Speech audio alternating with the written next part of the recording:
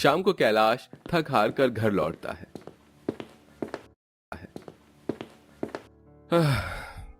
अरे क्या बात है, आज तो बिजली आ रही है।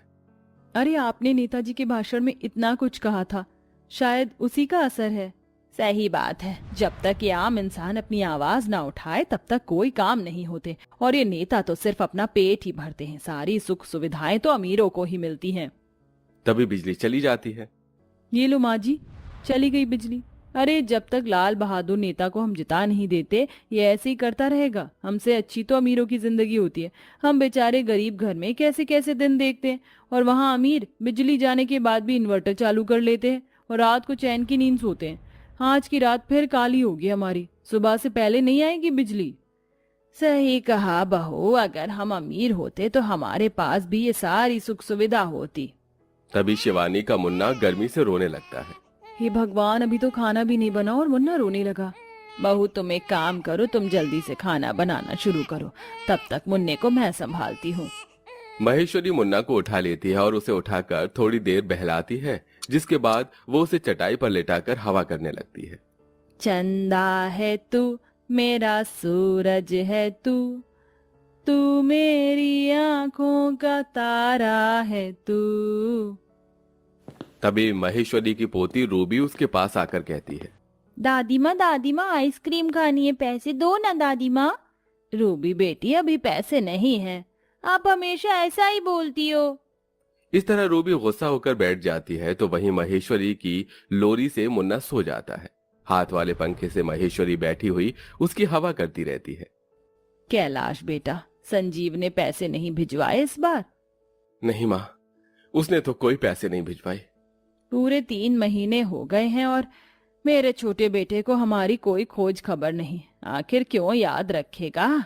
अब तो शादी हो गई है और अमीर बहू के साथ आराम से अमीरों वाली जिंदगी जी रहा है। जैसा कि महेश्वरी ने कहा, उसका छोटा बेटा संजीव एक अच्छे खासे अपार्टमेंट में रह रहा था, जहां रहने की सारी सुख सुविधाएं बहुत अच्छी थी। अगर उनके घर की बिजली चली जाती तो वो इन्वर्टर ऑन कर लेते। सुनिए जी, लाइट चली गई है, जरा इन्वर्टर ऑन कर दीजिए। हाँ हाँ, अभी कर रहा हूँ। संजीव इन्वर्टर ऑन कर देता है, जिससे घर की लाइट दोबारा से चलने लगती है। लाइट आ गई, लाइट आ गई। हमारे घर की लाइट इतनी जल्दी कैसे आ जाती है? जादू से आ जाती है। अभी बताओ, जादू से आइसक्रीम कौन कौन खाएगा? मैं खाऊंगा, मैं भी खाऊंगी। आइसक्रीम खाने के बाद वो सब एसी में चैन की नींद सो जाते हैं। तो यहाँ बस्ती में महेश्वरी का पूरा परिवार गर्मी से बेहाल होने लगता है। अरे बहू, लगता है मुन्ना को बहुत ज्यादा गर्मी लग रही है। माँ जी, अब क्या ही कर सकते हैं, 3 घंटे हो गए हैं शाम से अभी तक, लेकिन देखो ना, लाइट आने का नाम ही नहीं ले रही। मैं एक काम करती हूँ, थोड़े से पानी में मुन्ना को नहला के ले आती हूँ। माँ मुझे भी नहाना है, गर्मी लग रही है, पसीना आ रहा है। बेटी, पानी नहीं है, थोड़ा सा ही पानी है। सुबह अगर पानी नहीं मिला तो परेशानी हो जाएगी। ये कहकर शिवानी अपने छोटे से बेटे मुन्ना की गर्मी को दूर करने के लिए थोड़े से पानी में उसे नहला कर ले आती है, जिसके बाद वो उसे दूध पिलाकर सुलाने की कोशिश करती है और साथ में हाथ वाले पंखे से उसकी और अपने बेटे की हवा करती रहती है। सुनिए जी, आप सो जाइए, मैं आपको हवा कर देती हूँ। अगर रात भर जागते रहोगे तो कल काम पर कैसे जाओगे? कैलाश शिवानी के ये कहने पर लेट जाता है, जिसके बाद शिवानी अपने दोनों बच्चों के साथ साथ अपने पति की भी हाथ वाले पंखे से हवा करती है। तो वहीं माहेश्वरी अपने पति दुर्गेश की हाथ वाले पंखे से हवा कर रही होती है। रात भर सास बहू इसी तरह हाथ वाले पंखे से हवा करते हुए झूलते रहते हैं। फिर रात के 3:30 बजे लाइट आ जाती है। शुक्र है लाइट तो आई। मुझे तो लग रहा था कि आज की सुबह 5 बजे तक लाइट आने ही नहीं वाली। चलो बहू, 1.5-2 घंटे की जो नींद है उसे निकाल लेते हैं, क्योंकि सुबह 5 से 6 बजे उठकर पानी भरने भी जाना है। दोनों सास बहू थोड़ी देर के लिए सो जाते हैं। इस तरह गरीब लोग गर्मी में अपना गुजारा कर रहे थे। सुबह 6 बजते ही शिवानी पानी भरने नल पर पहुंच जाती है, जहां औरतों की लड़ाई हो रही होती है। पहले मैं आई हूँ, पहले पानी मैं भरूंगी। अरे आई बड़ी पहले पानी भरने वाली, पहले तो पानी मैं ही भरूंगी, यहाँ पहले बर्तन लगा कर गई थी मैं। इस तरह पानी पर भी बहुत सी परेशानियों का सामना करना पड़ता है। बहुत मुश्किल से शिवानी का नंबर आता है और वो पानी भरकर घर लेकर आती है, जिसके बाद वो थोड़े थोड़े पानी में गुजारा करके खाना बनाती है और बाकी काम भी करती है। तो वहीं अमीर घर में संजीव अपने दोनों बच्चों को नाश्ते में मैंगो शेक देता है। ये लो बच्चों, ठंडा ठंडा mango shake. It's so yummy, thank you dad. मुझे नहीं पीना, मुझे तो चॉकलेट शेक पीना है। ओहो, ठीक है, ये तुम्हारी माँ पी लेंगी। मैं अभी चॉकलेट शेक बना के अपनी प्रिंसेस को देता हूँ। ये कहने के बाद संजीव पूर्वी के लिए चॉकलेट शेक बनाकर उसे देता है।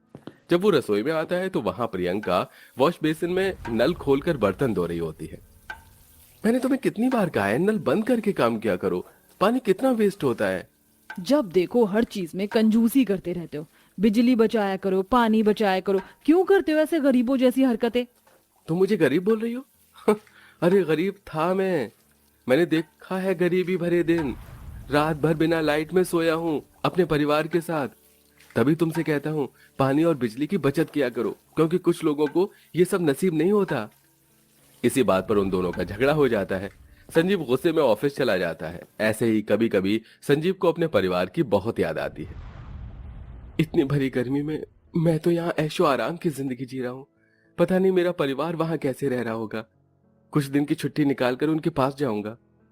संजीव ऐसा सोचकर कुछ दिन की छुट्टियां निकालता है और अपने परिवार के पास रहने के लिए जाता है, जहां वो देखता है कि उसके गरीब परिवार को गर्मी में बिजली, पानी, हर चीज के साथ कितना स्ट्रगल करके चलना पड़ रहा है। भैया, ये क्या, लाइट गई हुई है? हाँ, अरे 2 दिन से लाइट गई हुई है, लेकिन किसी नेता को किसी को कुछ को पता ही नहीं है। हमारी तरफ किसी का ध्यान ही नहीं जाता, क्योंकि बस्ती वालों के वोट कहाँ काम आने वाले हैं। अमीर लोग जो वोट देंगे उसी से नेता जीत जाते हैं। अरे बेटा संजीव, अब क्या ही बताएं। यहाँ पानी से लेकर बिजली की कितनी परेशानी है। हम गरीबों को तो गर्मी में इसी तरह गुजारा करना पड़ता है। देवर जी, आपके फ्लैट पर तो ये सारी परेशानियां नहीं होती होंगी। वहां तो समय पर लाइट आया करती होगी। भाभी जी, वहां लाइट जाती भी है तो तुरंत इन्वर्टर लोग चला लेते हैं, जिससे लाइट जाने न जाने का कोई पता नहीं चलता। सही कहा देवर जी, लेकिन हमें तो यहाँ ऐसे ही 2-2, 3-3 दिन तक बिना लाइट के गुजारा करना पड़ता है। ऐसे ही उस रात जब संजीव बिना लाइट के सो नहीं पाता तो उसे अपना अमीरों वाला फ्लैट बहुत याद आता है। मेरे फ्लैट पर हमेशा लाइट रहती है। रात को एसी की हवा में आराम से सोता हूँ। यहाँ मात्र गर्मी से बचने के लिए एक पंखा है और इस पंखे में पूरा परिवार सोता है। गरीबों की रात मच्छर और हाथ के पंखे से हवा करते हुए गुजरती है, तो अमीरों की रात पार्टी करते हुए या फिर एसी की हवा में सोते हुए जाती है। मुझे अपने परिवार के साथ साथ इस बस्ती के लिए भी कुछ तो करना होगा। संजीव ऐसा सोचकर अपने अमीर लोगों के साथ एक कम्युनिटी बनाता है, जिसके चलते वो बस्ती वालों की न्यूज टीवी पर लेकर जाता है और उनके हक के लिए आवाज उठाता है।